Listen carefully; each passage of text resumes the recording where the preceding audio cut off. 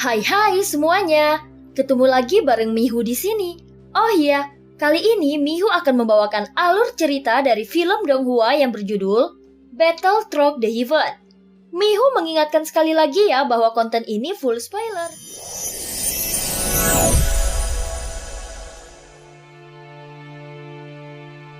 Melanjutkan dari kisah sebelumnya. Sebelumnya, walaupun Xiaoyan telah menggunakan tubuh keabadian fisik super raksasa untuk menekan monster tak berwajah, namun dia belum bisa benar-benar menekannya. Sehingga dia melemparkan tahanan roh untuk menghadapi potongan tubuhnya sendiri. Namun tepat saat tahanan roh akan melarikan diri dari monster tak berwajah itu, dia tiba-tiba ditangkap olehnya dan membuat tahanan roh meraung marah ke Xiaoyan. Saat berikutnya, semburat cahaya biru keluar dari mata tahanan roh dan formasi yang kuat segera muncul menyelimuti area di sekeliling Xiaoyan. Tuan, kau benar-benar tidak beruntung.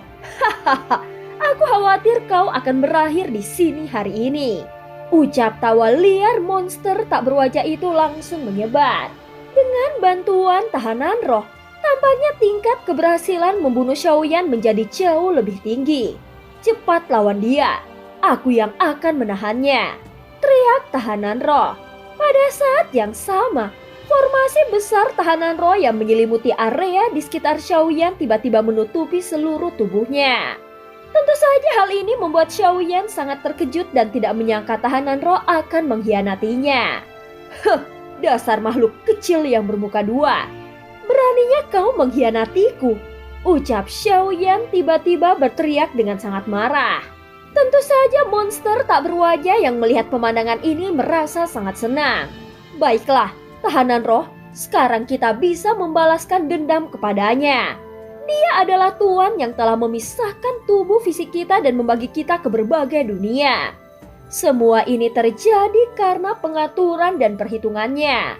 Monster tak berwajah itu sepertinya sangat mempercayai tahanan roh. Segera tubuhnya berputar 360 derajat dengan keras.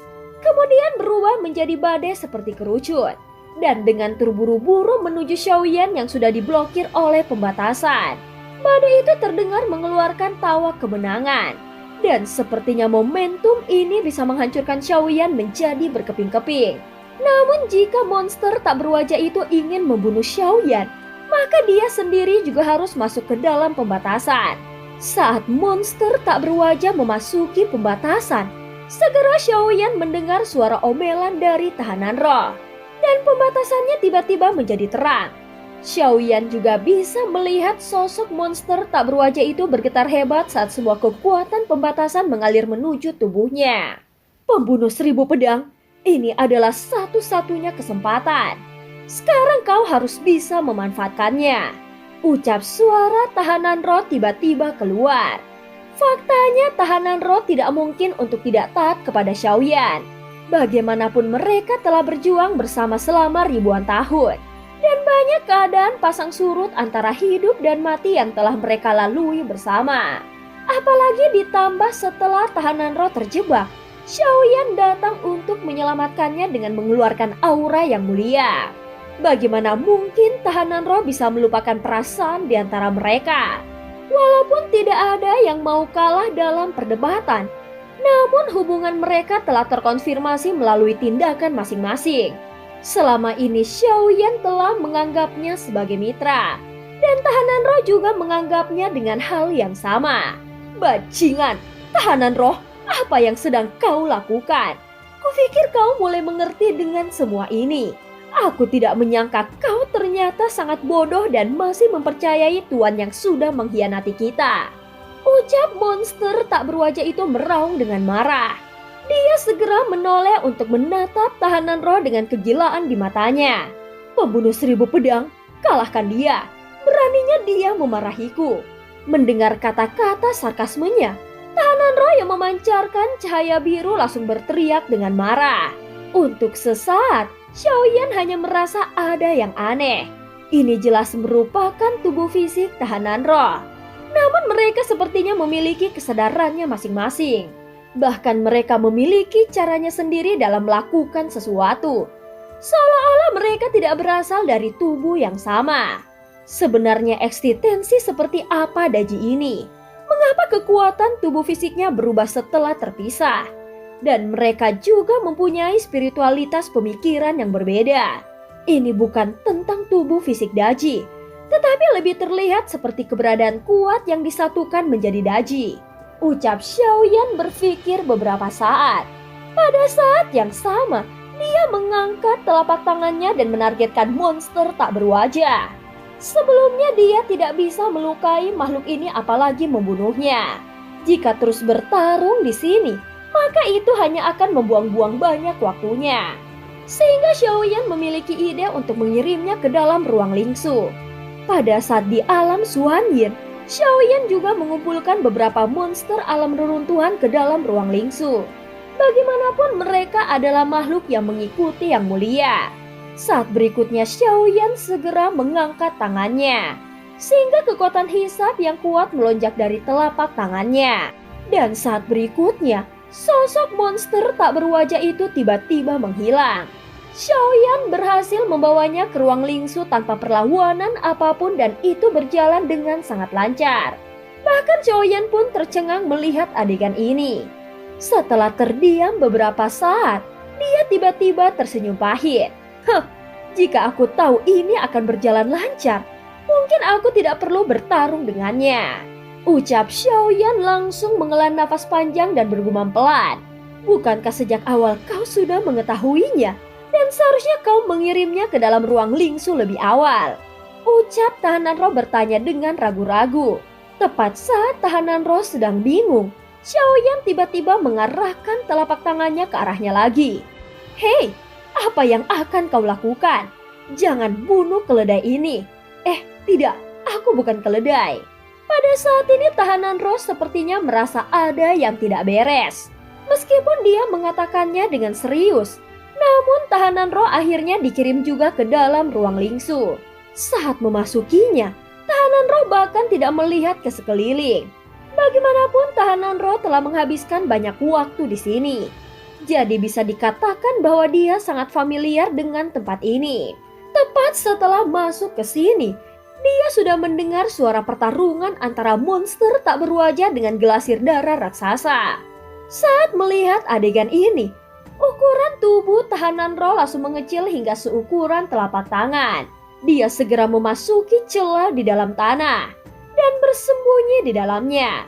Pembunuh 1000 pedang, biarkan aku keluar dengan cepat. Setelah aku ditemukan olehnya, maka semuanya akan berakhir. Ucap tahanan roh bergumam pelan, dan dia jelas tahu bahwa Xiaoyan bisa mendengarnya. Bukankah itu tubuhmu sendiri? Gunakan kekuatanmu untuk menaklukkannya. Segera suara Xiaoyan juga langsung mencapai tahanan roh. Yang terakhir ini akhirnya memiliki ekspresi yang pahit di wajahnya. Membunuh 1000 pedang? Aku tidak bisa melakukannya. Seharusnya kau tahu bahwa aku masih terluka parah karena penculikan sebelumnya. Pembunuh 1000 pedang, apakah kau mendengarku? Biarkan aku keluar secepatnya. Ucap tahanan roh terus memohon. Namun Xiaoyan tidak menjawabnya lagi. Monster tak berwajah ini tidak bisa dibunuh. Jadi bagaimana bisa tahanan roh bisa membunuhnya? Namun mereka semua adalah monster abadi. Jadi Xiaoyan sama sekali tidak perlu mengkhawatirkannya. Seperti kata pepatah, untuk melepaskan bel, kau harus mengikat belnya. Meskipun monster tak berwajah itu menunjukkan kekuatan tempur yang kuat, tetapi faktanya kekuatan pembatasan tahanan roh juga sangat kuat. Bagaimanapun Xiaoyan tidak bisa menyelesaikan monster tak berwajah itu dalam waktu singkat. Sehingga dia hanya bisa memaksa tahanan roh untuk mengambil tindakan secara langsung. Xiaoyan percaya bahwa tahanan roh pasti punya cara untuk menghadapi monster tak berwajah itu. Jika dia memaksa dirinya untuk melawannya, maka tahanan roh tidak akan memperlihatkan kekuatan aslinya. Setelah menyingkirkan monster tak berwajah itu, Xiaoyan berdiri di lembah 4 angin. Bintang ini sangat sunyi dan sama sekali tidak ada kehidupan yang tersisa. Seseorang bisa mengetahuinya dari bangunan yang hancur di bintang ini. Jika melihat sisa bangunan yang ada, Seharusnya pernah ada keluarga yang kuat tinggal di sini. Namun pada akhirnya mereka semua berubah menjadi bayangan hitam yang mirip seperti reptil karena rakus akan kekuatan kaki Daji. Xiaoyan tidak melihat tempat ini dengan cermat lagi, dan dia juga merasa tidak perlu melihatnya dengan teliti. Bagaimanapun mereka semua adalah orang-orang yang telah berubah menjadi jahat karena kehilangan kecerdasan dan vitalitas, sehingga tidak perlu mengkhawatirkannya. Setelah menghela nafas panjang, Xiaoyan tidak terburu-buru untuk pergi, tetapi dia menggerakkan tubuhnya bergegas menuju inti bintang. Inti ini berisi kekuatan agung bintang dan memiliki vitalitas yang cukup baik. Di bawah infeksi kaki Daji, dia telah menghancurkan semua kehidupan di bintang ini, sehingga energi bintang masih tetap terjaga selama beberapa tahun yang tidak diketahui. Segera Xiaoyan duduk bersila di depan inti bintang. Kemudian dia memisahkan avatar klan Yuanzhen dari tubuhnya dan keduanya mulai menyerap kekuatan bintang. Sebelumnya avatar klan Yuanzhen telah menggunakan tubuh keabadian fisik super raksasanya, sehingga dia menghabiskan banyak energi. Dan dengan menyerap kekuatan bintang, itu dapat menggantikannya. Dengan tubuh fisik Xiaoyan menyerap kekuatan bintang, itu juga akan memiliki efek pada dirinya sendiri. Meskipun aku telah mencapai tubuh keabadian fisik bintang 5, tetapi aku khawatir hanya setelah menerobos ke alam leluhur, aku baru bisa sebanding dengan tubuh keabadian fisik yang sebenarnya. Setelah beberapa waktu yang tidak diketahui, Xiaoyan membuka matanya. Sama seperti sebelumnya, Xiaoyan hanya menyerap setengahnya. Terlepas dari apakah bintang ini telah menjadi bintang yang tidak berguna, namun itu tidak sepenuhnya hancur. Roh dunia kuno Dewa Abadi dan Iblis, aku akan pergi ke alam Dewa Iblis Abadi. Setelah mendapatkan kekuatan bintang, Xiaoyan tiba-tiba berteriak. Jika dia menggunakan kompas terbang ke alam Dewa Iblis Abadi, maka itu akan memakan banyak waktu. Sekarang dia memiliki otoritas memanggil roh dunia kuno Dewa Abadi dan Iblis. Jadi Xiaoyan bisa menggunakan kekuatannya untuk pergi kemanapun dia mau dalam sekejap. Hal ini jelas itu karena dia mendapatkan bantuan dari roh dunia kuno Dewa Abadi dan Iblis. Dan cerita pun berakhir. Terima kasih udah dengerin Mihu dari awal sampai akhir ya. Jangan lupa untuk like dan subscribe. Sampai jumpa.